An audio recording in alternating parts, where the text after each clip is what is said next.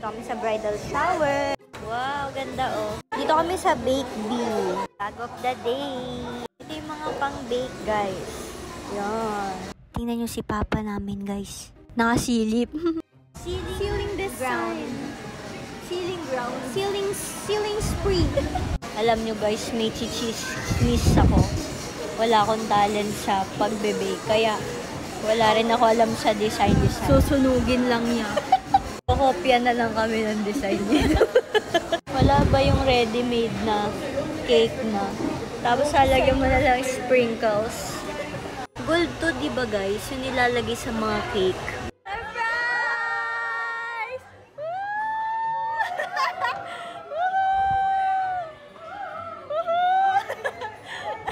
Ang ganda! Inaligaw. Hindi ko kilala. Guys, ang ganda, parang SBT color. OOTD. May instruction naman, guys, pero nakakaloka pa rin.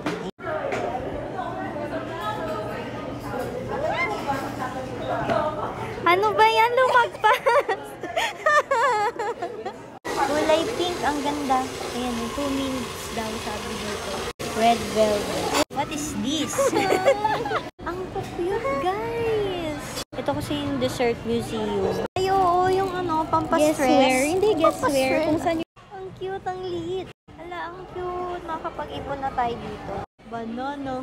Wow, at least so, mura lang. Ay, ito ilalagay natin sa cake. Ala, ang cute nito. Parang si Pac-Man.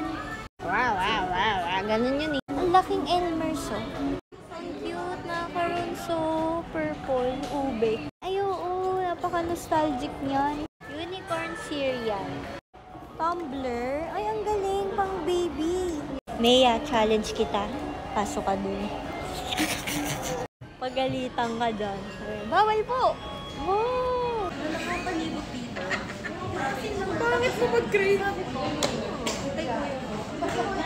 Nilalamigan na siya. Nilalamigan? Sa ini-electric pa no? Kinukuling. Ang taray, may gold dust yung sa amin.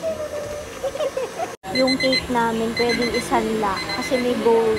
Medyo mahirap lang dito. Laging nalulubat ng tablet nila. Tapos unti lang yung socket. So, kapag kailangan mo na, wala na. Tapos time pressure siya. Yan na, Torre ng Babel. Pero Tower of Pisa yan kasi hindi pantay. Pwede na talaga to isanla. O, may ganito pa. Balat ng Ferrero. Tapos meron pang pearls. Pwede pa yan sa mga events. Nasa incubation period na po yung cake namin.